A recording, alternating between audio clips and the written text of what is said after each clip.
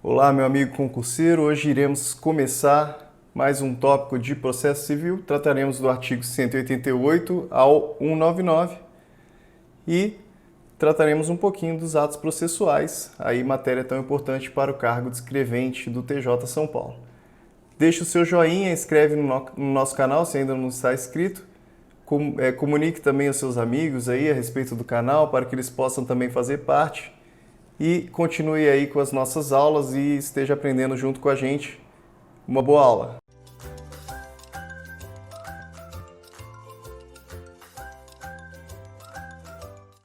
Olá, meu amigo e minha amiga concurseira. Estamos começando um novo estudo em Direito Processual Civil. Começaremos a partir do artigo 188 e seguiremos em diante até o artigo 275, conforme o edital de vocês. Livro 4, tá? Então, trataremos do livro 4 dos atos processuais. Inicialmente, essa é a matéria que estaremos tratando. Título 1, trata da forma, do tempo, do lugar dos atos processuais. Capítulo 1, da forma dos atos processuais. Então, primeiro da forma, depois trataremos do tempo, do lugar dos atos processuais. Então, muito importante salientarmos com relação a isso, que é uma matéria relevante para a atuação do escrevente em si. Então, muita atenção, como é uma matéria relevante para a atuação do escrevente, é muito provável que caia alguma questão a esse respeito, então, dos atos processuais. Seção 1 dos atos em geral, é o assunto que trataremos agora. Artigo 188. Os atos e os termos processuais independem de forma determinada. Então, temos aí uma liberdade de forma em regra. A regra é que a forma do ato processual ela não é vinculada, isso é, ela não possui uma forma específica de se fazer. Existe independência com relação a uma forma determinada, salvo quando a lei expressamente a exigir. Então, se a lei expressamente exigir uma forma determinada, o termo processual, ele precisa seguir aquela forma. No entanto, a regra é que ela não segue nenhum tipo de forma determinada, considerando-se válidos os que realizados de outro modo lhe preencham a finalidade essencial. Então, em regra, temos aí que é necessário que ele atinja a sua finalidade. Essa é a principal relevância. O ato processual, em regra, ele serve para tocar um processo. Então, se ele estiver atingindo a finalidade dele, em regra, ele continua sendo válido. 189. Os atos processuais são públicos. Lembramos, então, que a regra é sempre a publicidade. Conforme a própria Constituição já trata. Todavia, tramitam em segredo de justiça. Então, aqui nesse artigo, iremos tratar das exceções à publicidade. Os processos que exijam o interesse público ou social, lembrando que a Constituição Federal trata lá do interesse social, que o interesse social ele segue em regra um segredo de justiça, um sigilo, é permitido que haja esse sigilo. Então, se há interesse público ou interesse social, pode ter sigilo, pode ter segredo de justiça, ou que versem sobre casamento, separação de corpos, divórcio, então situações familiares que envolvem intimidade, união estável, filiação, alimentos e guarda de crianças e adolescentes.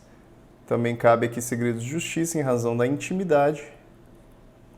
São situações que tratam de família, em que constem dados protegidos pelo direito constitucional à intimidade. Então aqui temos algo específico com relação à intimidade, mesmo que não seja algo familiar, no entanto, trate de intimidade.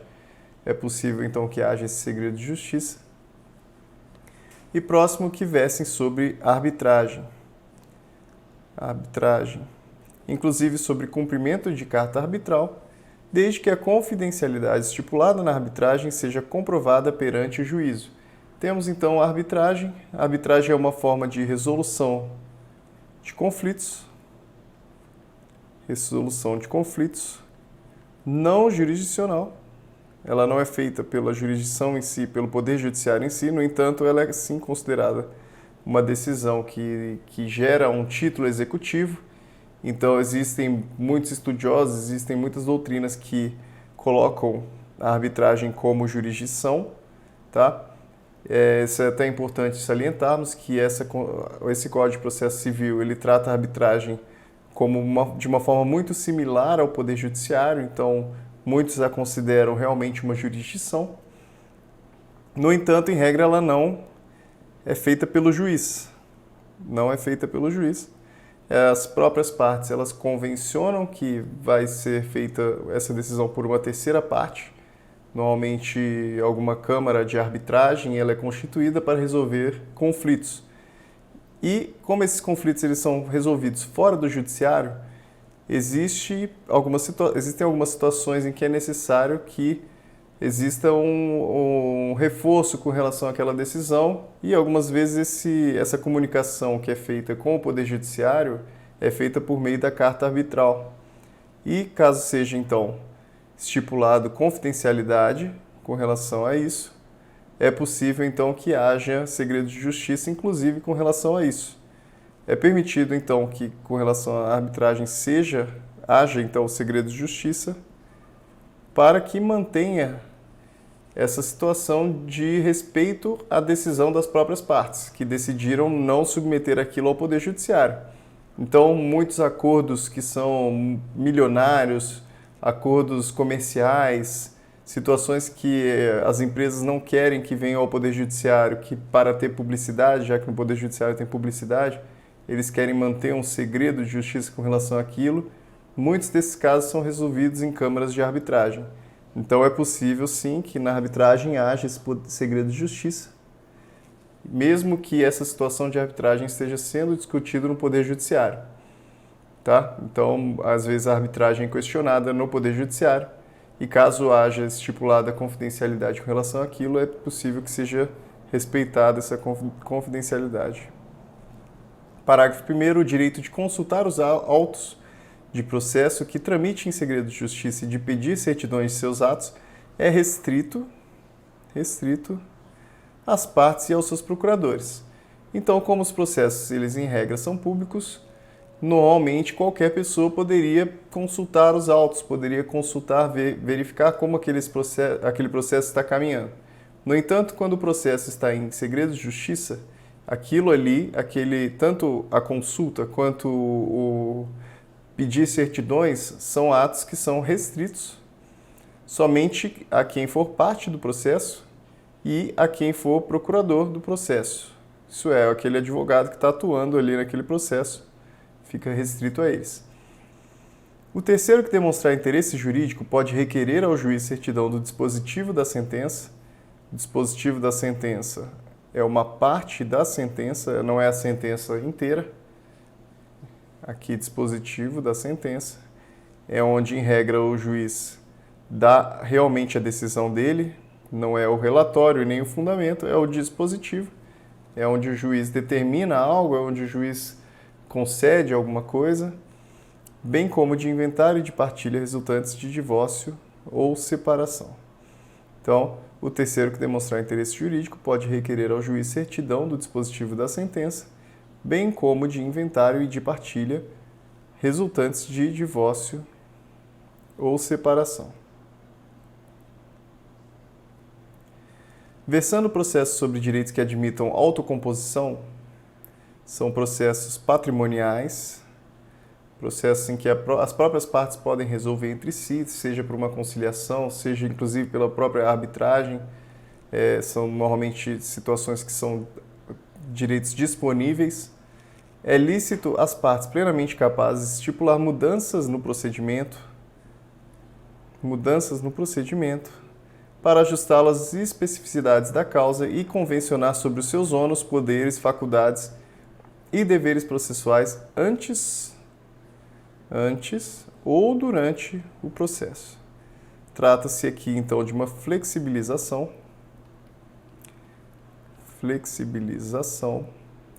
do procedimento.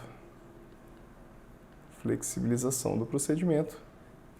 Como é um caso que, em regra, as partes podem se decidir sozinhas, é possível que aquele procedimento ele seja, de alguma forma, maleável para que seja mais oportuno às partes. Então, as partes podem sim convencionar, ajustar a respeito de especificidades, para adequar a situação mais próximo da realidade deles.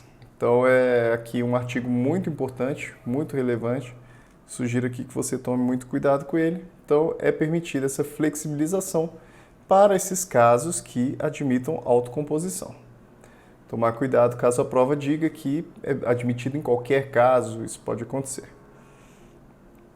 E aqui também ele pode te perguntar falando que somente antes do processo começar. Atenção que ele fala aqui que pode acontecer durante o processo também. Parágrafo único. De ofício ou a requerimento, o juiz controlará a validade das convenções previstas neste artigo. Então, o juiz ele controla a validade dessas convenções. Então, não podem as partes convencionar qualquer tipo de coisa, qualquer tipo de procedimento, porque o juiz vai estar lá controlando as convenções. Tanto de ofício, então de ofício significa que ele não foi exigido com relação àquilo, ele agiu de uma forma espontânea, ou a requerimento, então uma das partes, uma pessoa interessada, vai lá e questiona aquilo. Então o juiz controla a validade, recusando-lhes a aplicação somente nos casos de nulidade ou de inserção abusiva em contrato de adesão, ou em que alguma parte se encontre em manifesta situação de vulnerabilidade. Então, quais são as situações em que o juiz controla a validade? Situações de nulidade ou inserção abusiva em contrato de adesão. Contrato de adesão é aquele tipo de contrato em que a pessoa não discute as cláusulas, normalmente contratos relacionados a contratos de consumidor, em que simplesmente vem um termo para a pessoa assinar e ela nem lê aquilo, não tem tempo para ler e simplesmente passa batido. Isso é um contrato de adesão. Então, é muito comum inserção de cláusulas abusivas em contratos de adesão, ou em que alguma parte se encontra em manifesta situação de vulnerabilidade, também muito comum na situação do próprio consumidor. Então, o juiz controla a validade dessas convenções. 191, de comum acordo, o juiz e as partes podem fixar calendário para a prática dos atos processuais, quando for o caso. Esse aqui é a calendarização dos atos processuais. Importante fixarmos aqui que é de comum acordo entre o juiz e as partes. E essa situação precisa seguir aqui o parágrafo 1º e o parágrafo 2º, que diz que vincula as partes e o juiz, e os prazos nele previstos somente serão modificados em casos excepcionais, devidamente justificados. Lembrando aqui também que é mais um caso de flexibilização dos atos processuais, da forma como eles se dão, e entender que ele vincula não somente as partes, mas ele vincula o juiz também. Então, caso o juiz coloque lá, olha, no dia 30 de agosto,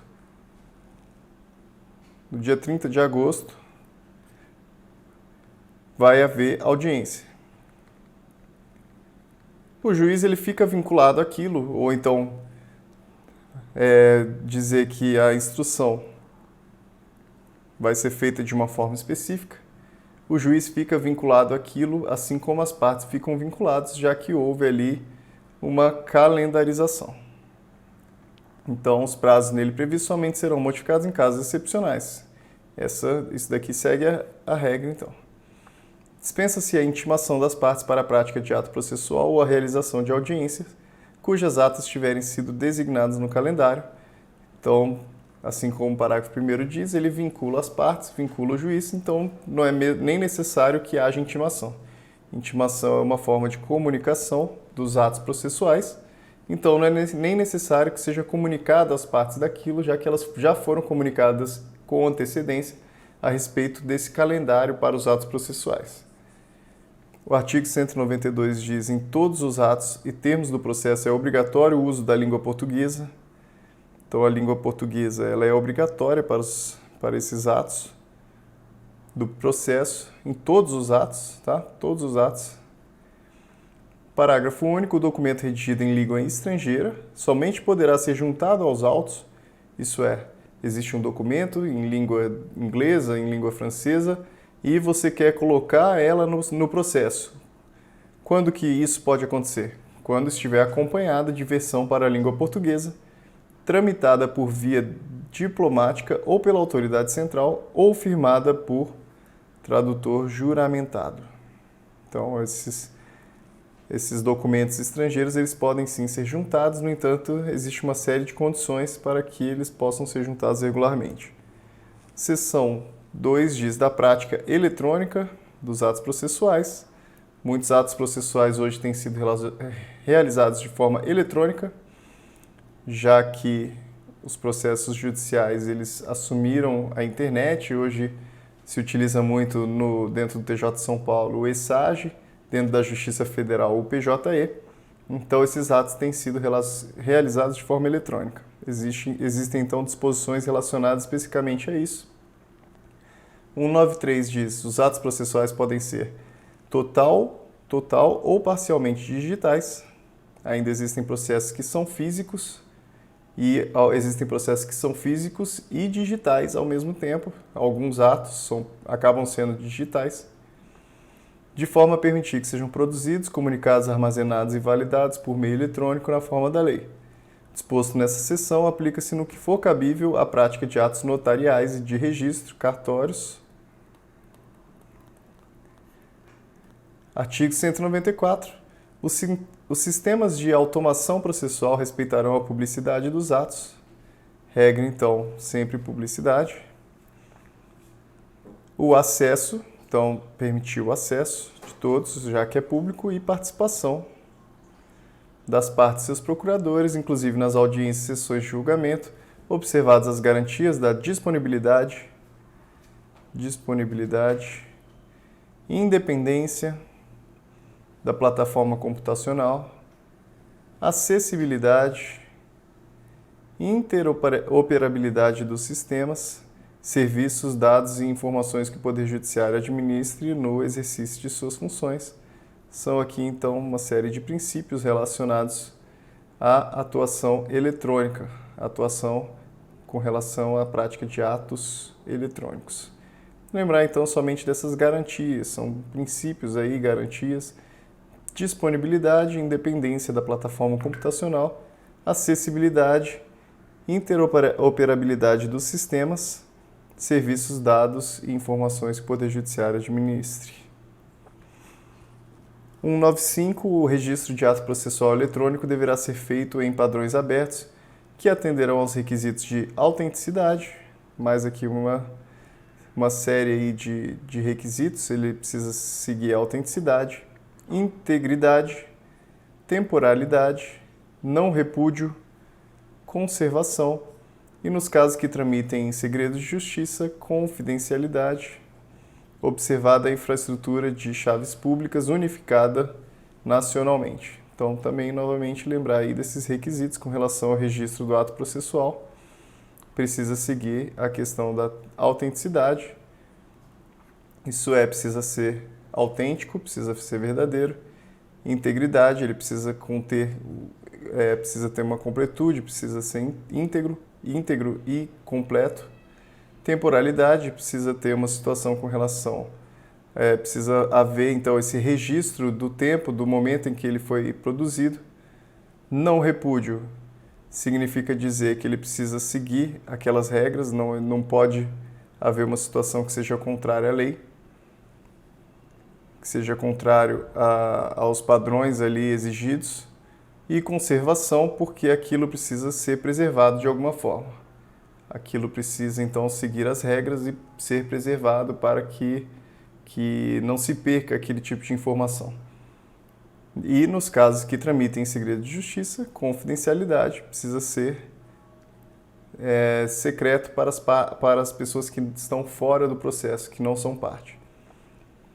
Artigo 196. Compete ao CNJ e supletivamente aos tribunais regulamentar, então primeiro CNJ e tribunais, regulamentar a prática e a comunicação oficial de atos processuais por meio eletrônico e velar pela compatibilidade dos sistemas, disciplinando a incorporação progressiva de novos avanços tecnológicos e editando para esse fim os atos que forem necessários, respeitadas as normas fundamentais deste Código.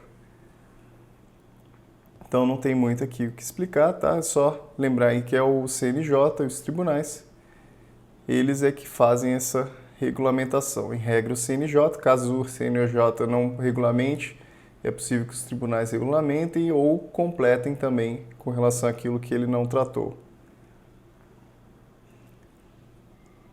Velando pela compatibilidade, tá? 197. Os tribunais divulgarão as informações constantes de seu sistema de automação em página própria na rede mundial de computadores, então na internet. Essa é a rede mundial de computadores, gozando a divulgação de presunção de veracidade e confiabilidade. Lembrando, então, com presunção de veracidade e confiabilidade, os atos processuais, os atos administrativos como um todo aqui, eles possuem essa presunção de veracidade, presunção de confiabilidade. Em regra, eles são considerados verdadeiros, são considerados confiáveis, legítimos, até que seja provado o contrário. Parágrafo único. Nos casos de problema técnico do sistema e de erro ou omissão do auxiliar da justiça responsável pelo registro dos andamentos, poderá ser configurada a justa causa prevista no artigo 223.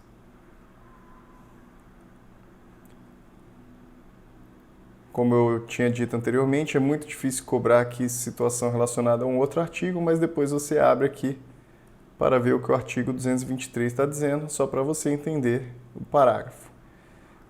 198. As unidades do Poder Judiciário deverão manter gratuitamente à disposição dos interessados equipamento necessário à prática de atos processuais. Então, como a regra tem sido a prática de atos processuais de forma eletrônica, digital, é necessário que as unidades do Poder Judiciário mantenham de forma gratuita à disposição dos interessados esses equipamentos. E para consulta também, então, tanto para a prática dos atos processuais quanto para consulta e acesso ao sistema e aos documentos deles constante. Então, não é porque a pessoa não tem um computador que ela não vai poder ter acesso, consultar aquilo e praticar atos processuais. Será admitida a prática de atos por meio não eletrônico no local onde não estiverem disponibilizados os equipamentos previstos no caput. Então, como a regra é que a unidade judiciária ela disponibiliza ao público esse acesso, é permitido para os lugares que não existe esse acesso que os atos sejam feitos de forma física, de forma não digital. 199. Para finalizarmos por hoje, por agora, as unidades do Poder Judiciário assegurarão às pessoas com deficiência acessibilidade.